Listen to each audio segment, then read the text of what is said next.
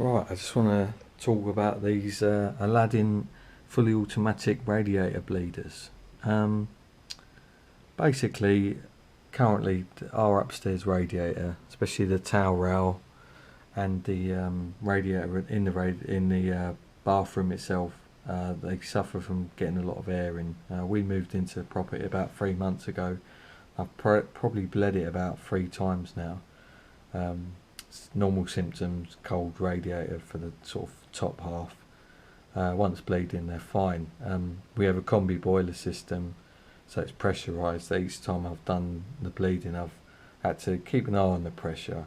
If it drops below half a bar, then the boiler will refuse to start. So we've not had any problems with it conking out yet, but it's a bit frustrating having to keep bleed the radiators. So I opted to get some of these fully automatic radiator bleeders, and the premise of it is that you basically screw it into your rad, and it's just left. You don't touch it. When it senses air's behind the valve, it will let the air out, and as soon as water starts trying to get through, it seals up. So a typical application of it would be removing your original bleeder and fitting these, and what I've done is slightly different, which I'll just show you. Right, so this is our downstairs kitchen radiator. This hasn't had any problems with air in it, but just to give you an application of how I fitted it, or where I fitted it, you've got the standard bleeder just there, which you use your normal bleed key on. You know, it's fine, it's not a problem. The only issue I've got is the one upstairs in the bathroom. Someone's very kindly rounded off, so I have to use a screwdriver. But they're normally pretty good. Just open it, let the air out, no problems. Now on this side, I've got the new bleeder. You see that chrome bit on the end? So basically what I chose to do is remove the plug on this end of the radiator and refit this bleeder in. So in effect I've got 2 bleeders. I've got a manual one that I can use, and this one that should do the job automatically. So I'll just keep an eye on it, make sure it doesn't leak. To fit, not too much of an issue. Just shut the radiator valve there, and radiator valve just down there. Once they're shut, it's just a case of removing the plug. Now, a word of warning, I made a bit of a balls up with this one because I'd had the heating running only for about 2-3 minutes, but it was enough to build a bit of pressure in there. So once I'd shut the 2 valves, basically the heat in the radiator and the expansion has got nowhere to go. So when I opened this plug here, or the old plug, it just shot out, leaving a skanky black mess everywhere. In hindsight, what I should have done is, after isolating the 2 valves, I should have just opened this bleeder. Any pressure would have come out of there in a controlled manner, and then inserting that would have been a lot easier. You don't have to use any PTFE tape or any sealant. It's got a rubber O-ring around the base, you can't see it, but on the base of it, that seals it. And yeah, once fitted, it's pretty straightforward. Maintenance free, it's a handy thing to have.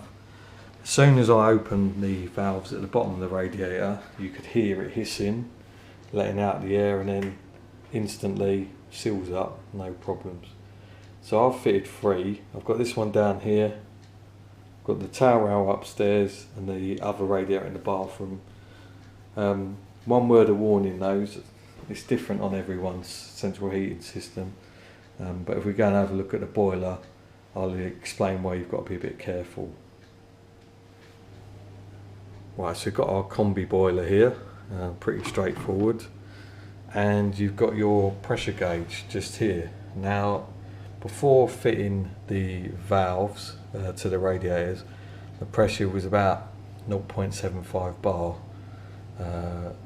After fitting it, it was probably about 0.5, so it's hovering around the cut-off for the boiler. So basically, if the pressure drops too low, the boiler will refuse to start. So after fitting these, I decided that I'd top up my system, which is pretty simple for me. Underneath this cover, pull this out of the way, underneath that cover there, There's two valves, just open them slowly, get the pressure up. In this case I put it up to about 1.5 bar, but it naturally drops when the boiler's running.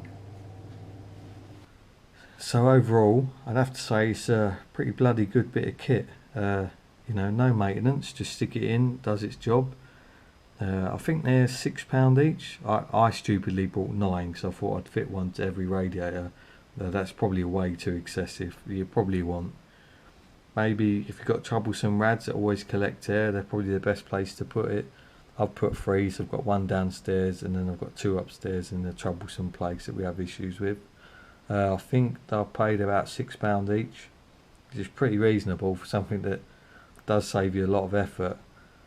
Especially some people might not be as clued up or mechanically, you know, wise, I suppose, so to speak, and they might even get a plumber in to bleed the radiators. You know, some people don't want to touch anything, so this sort of thing's pretty handy to have installed. Or if you're just lazy, you know, for a customer who doesn't want to have to keep bleeding their radiators, then this is pretty handy. I definitely recommend them. I've fitted them, like I said, I've been running the central heating pretty much last 2 or 3 hours, no sign of any leaks. So they can be used on pressurised systems, which seems to be a bit of a grey area. They don't really say that on the instructions, but I've had no problems with it. And yeah, hopefully it will give you lots of warm radiators in the cold winter.